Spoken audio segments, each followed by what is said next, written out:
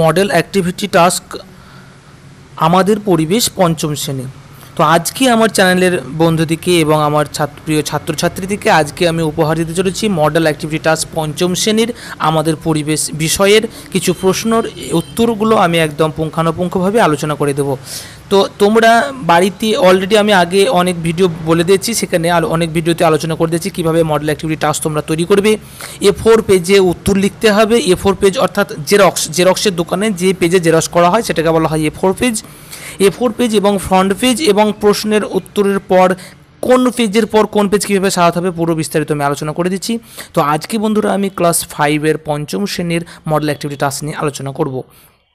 তো এখানে তোমরা দেখতেই পাচ্ছ প্রশ্নটা, এই প্রশ্নের উত্তর কিন্তু আমি করে দেবো এখানে সুন্দরভাবে। তোমরা শুধু একটু পয়েন্ট বাই পয়েন্ট সেগুলো দেখে খাতায় নোটবন্দি করে নেবে। তো চলো শুরু করি সেই উত্তরগুলো। দেখো প্রথমেই আছে সঠিক উত্তর নির্বাচন করো। কাঁধ থেকে কনুই পর্যন্ত বিস্তৃত হাড়ের নাম কি? এখানে হাড়ের হবে এটা, হ্যাঁ, হাড়ের নাম কি?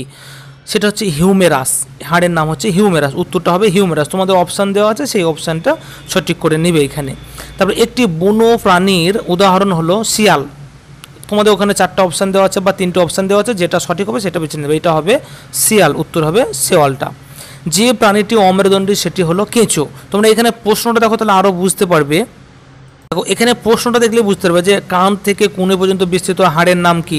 এটা উত্তর হবে হিউমেরাস, এই উত্তরটা হবে হিউমেরাস। তারপরে একটি বন্য প্রাণীর উদাহরণ হলো শেয়াল, এই গ উত্তর হবে শেওয়াল।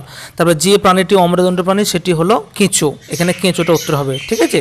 এরপর দেখো যে কোন রোগের বিরুদ্ধে দেহে রোগ প্রতিরোধ গড়ে তুলতে BCG টিকা দেওয়া হয়, এর উত্তরটা আমরা কিন্তু এবার দেখব।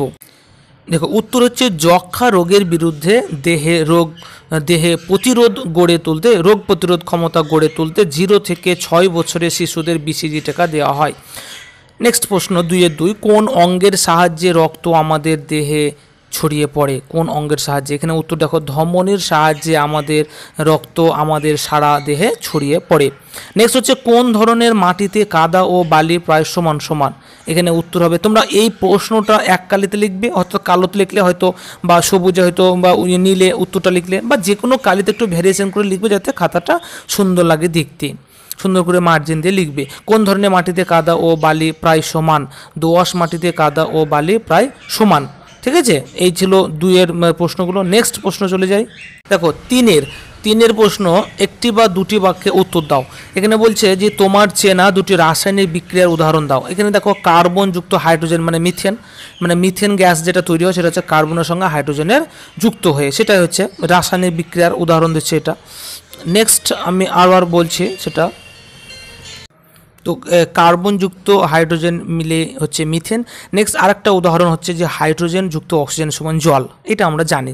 নেক্সট হচ্ছে 2 নম্বর, যে বৃষ্টির জল ধরে তুমি কি কি কাজে লাগাতে পারো? তো এখানে বৃষ্টির জলের কিন্তু ব্যবহার আমরা অনেক কাজে ব্যবহার করতে পারি, কিন্তু এখানে এই উত্তরটুকু লিখলেই যথেষ্ট, খুব বড় উত্তর দরকার নেই। বৃষ্টির জল ধরে যে কাজে লাগাতে পারি তা হলো 1 নম্বর বা ক দিতে পারো স্নান ও কাপড় ধোয়ার কাজে।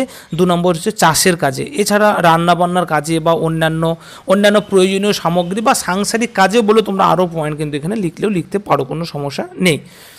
নেক্সট 4 নম্বর, 2 বা 3টি বাক্যে উত্তর দাও। এটাই হচ্ছে তোমাদের শেষ প্রশ্ন, মাটি কিভাবে তৈরি হয়?